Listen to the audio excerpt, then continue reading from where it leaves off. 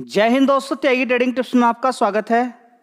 दोस्तों, इस वीडियो के अंदर हम बात करने वाले हैं दो मजबूत कंपनियों के बारे में। यहाँ पर बात होने वाली है एक कंपनी जिसके अंदर आज शानदार तेजी देखने को मिली है, लगभग 10% की। एक दूसरी कंपनी है, वो भी काफ़ी मजबूत और लगभग 10% की गिरावट देखने को मिली है। एक के अंदर तेजी है, एक के अंदर गिरावट है। रीजन एक ही है, क्या कि किसी के रिजल्ट्स अच्छे आते हैं तो किसी के खराब आते हैं। मजबूती अगर Q4 के अंदर थी, Q1 के अंदर खराब रिजल्ट्स आ रहे हैं, यानी कि पिछले क्वार्टर के अंदर अच्छे रिजल्ट्स थे और इस बार खराब आ रहे हैं, तो फिर गिरावट शुरू हो जाती है। नॉर्मली ज़्यादातर शेयर्स के अंदर अगर आप देखेंगे तो पिछले 3 महीने के अंदर ज़बरदस्त तेज़ी बनी थी, उसकी वजह से भी काफ़ी शेयर्स के अंदर गिरावट देखने को मिल रही है।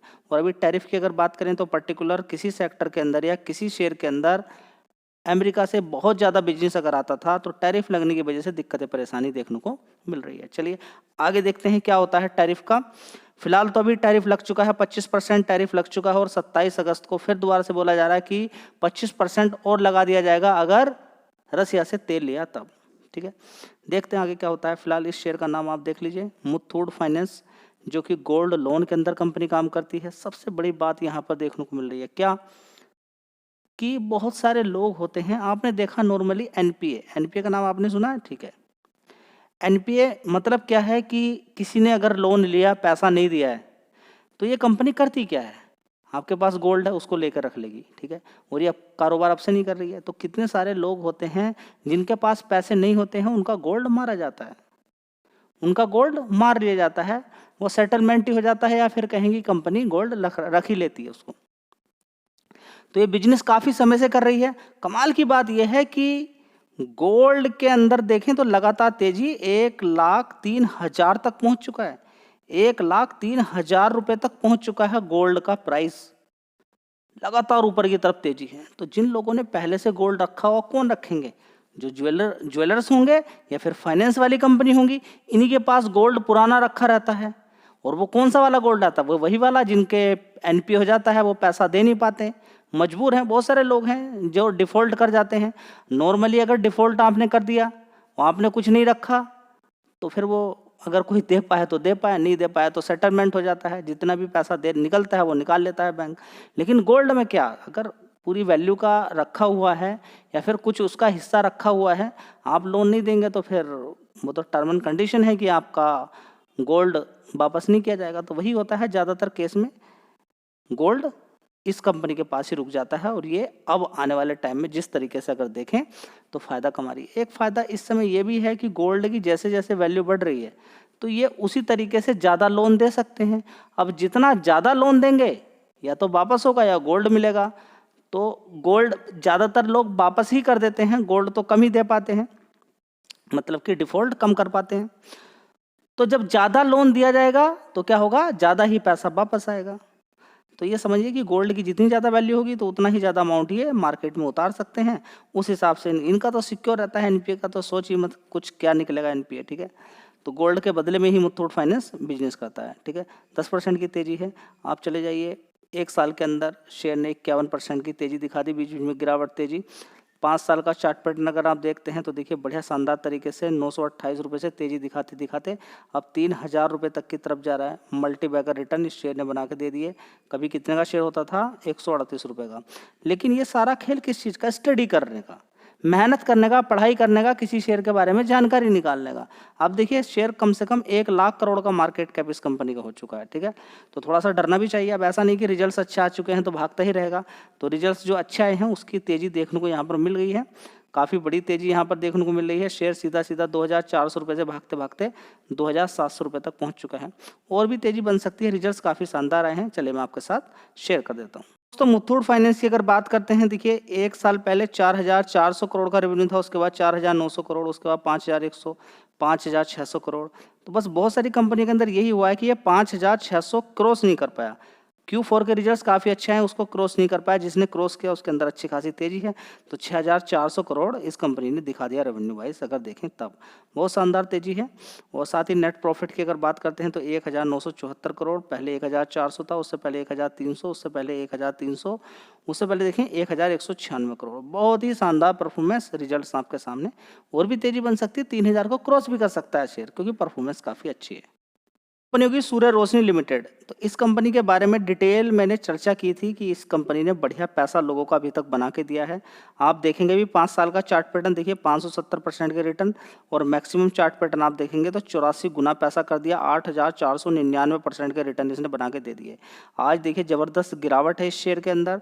तो मैंने आपसे क्या बोला था कि 5 साल का भी देखिए कि 5 साल में कितना भाग चुका है। साथ में आपको ये भी देखना है कि Q4 के जो रिजल्ट्स आए थे, पिछले क्वार्टर के जो रिजल्ट्स आए थे, उनसे आने वाले टाइम में कितनी तेज़ी दिखा सकती है। ऐसा नहीं कि कंपनी कमज़ोर है, कंपनी बढ़िया है। देखिए कंपनी की अगर बात करते हैं तो कंपनी पाइप्स के अंदर भी कंपनी काम करती है।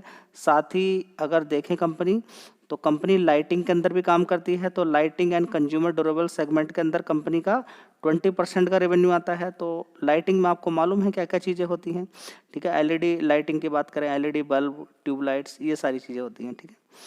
इसके अलावा अगर बात करते हैं तो कंपनी का जो सबसे टॉप का बिजनेस निकल कर आ रहा है उस पर आपका फोकस होना चाहिए। यह है लीडिंग मैन्युफैक्चरर है किसका, ERWGI पाइप्स इन इंडिया के अंदर लीडिंग है। इसके अलावा it is also the leading exporter of ERW pipes.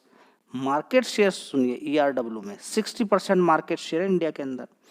It is leader in south India and among the top 3 in north India for GI pipes के अंदर, ठीक है।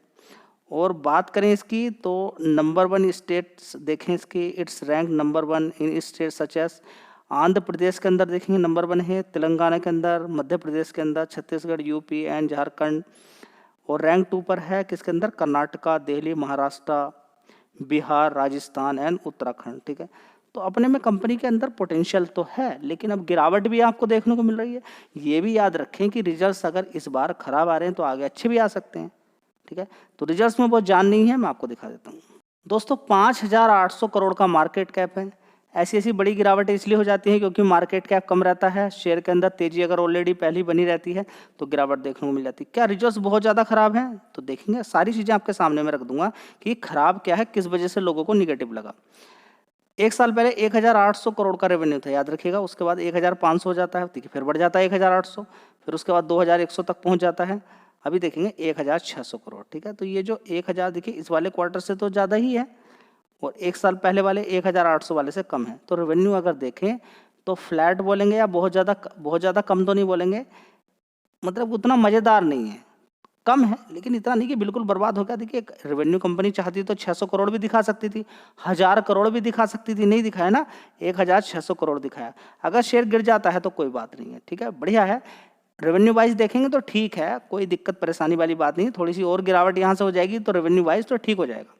लेकिन कमाल की बात यहाँ बनी हुई, कंपनी ने खर्चे ज़्यादा दिखा दिए, 1,500 करोड़। अब खर्चे सही डायरेक्शन में होंगे। कंपनी ने ये तो नहीं कि दारू पी ली है या गांजा पी लिया है, ठीक है, समझिए बात को। तो ऑपरेटिंग प्रॉफिट की अगर बात करते हैं कंपनी की, तो कंपनी ने ऑपरेटिंग प्रॉफिट जो 79 करोड़ का दिखाया, बस यही लोगों को गुस्सा आया। और पहले 202 था, 150 था, उससे पहले 76 था, और 1 साल पहले भी 151 करोड़ था। बस इसकी वजह से लोगों के दिमाग चढ़ गया, गुस्सा आ गया और कहा कि नहीं भाई, खराब रिजल्ट्स हैं और आपके सामने सारी चीज़ें देखने को मिल रही है। तो अच्छा खासा तेजी बनी थी, देखिए प्रॉफिट के अंदर 36 करोड़ से 89 करोड़, 130 करोड़, अब सीधा 34 करोड़ हो गया। बस ये सबसे बड़ी दिक्कत हो गई। 1 साल पहले 92 करोड़ था, तो लोगों को पसंद नहीं आया बिल्कुल भी क्या, इस कंपनी का प्रॉफिट, जिसकी वजह से हो गई इसकी पिटाई। चलिए देख लेते हैं रिजर्व्स कंपनी का, 2,300 करोड़ का। कितना? 2,300 करोड़ का। और बोरोइंग कितनी है यहाँ पे देखिए, 593 करोड़ से सीधा घटकर 16 करोड़ रह गई। तो डेट फ्री कंपनी है। लेकिन एक चीज़ याद रखिए, देखिए इतना ज़्यादा भी परेशान आपको नहीं होना है। परेशान होना ठीक है, अच्छी बात है, लेकिन उतना ज़्यादा परेशान नहीं होना। क्यों? क्योंकि पहले भी देखेंगे प्रॉफिट कितना था, 92 करोड़ का, घटकर कितना हो गया, 36 करोड़ का। फिर देखिए कितना हो गया, 90, फिर 130 भी हो गया, तो अभी कितना है, 34 करोड़। आगे बढ़ सकता है। ये सारी चीज़ें देखिए, जब कंपनी के अंदर, अच्छी कंपनी के अंदर अगर दिक्कत हो तो वो आपके काम की चीज़ है। अगर वो शेयर आपने नहीं खरीदा है तो जिसने खरीदा उसके लिए गलत चीज़ हो सकती है। कोई बढ़िया कंपनी है, किसी ने खरीद के रखी हुई है, उसके रिजल्ट्स खराब आ गए, शेयर के अंदर गिरावट हो गई, ये उसके लिए गलत हो सकती है जिसने खरीद के रखा। लेकिन उन लोगों के लिए बढ़िया हो सकती है जिन्होंने शेयर वो खरीदा नहीं है, गिरावट उनको मिली, एक अपॉर्चुनिटी मिल सकती है। तो गिरावट कभी खराब नहीं होती है, बस देखने का तरीका होता है। तो ये 2 शेयर्स थे, एक में तेजी है, एक में गिरावट है। मार्केट कैसे काम करता है वो मैं आपको सिखाता रहता हूँ। रिकमेंडेशन किसी भी शेयर की नहीं है। हाँ, यहाँ पर क्या अपॉर्चुनिटी होती है, दोनों शेयर में हो सकती है आगे आने वाले टाइम में, लेकिन गिरावट पे खरीदें तो थोड़ा सा अच्छा रहता है। रिकमेंडेशन नहीं है कि गिरावट पे ही आपको खरीदना है, आप अपना थोड़ा सा दिमाग लगा सकते हैं। धन्यवाद।